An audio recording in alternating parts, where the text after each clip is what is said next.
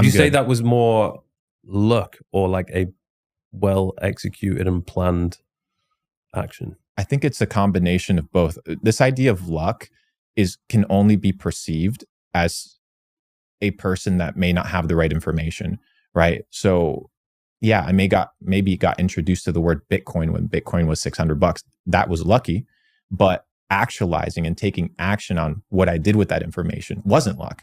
So I started studying, researching, buying books on the stock market, buying books on finance, understanding what was this ecosystem, investing money into it. I remember, dude.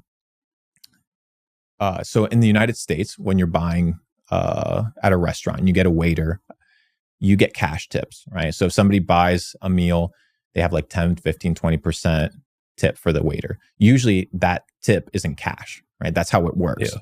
You get to take that home every single day. You don't have to wait for like a paycheck at the end of the month. That's the cool thing about waiting tables. I never worked a job where I got paid a salary. I was always like, I got to hunt, kill, and whatever I make that day, that's what I have.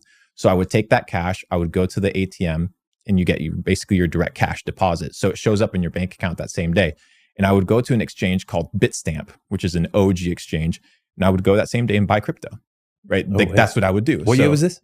2015. Wow. Yeah.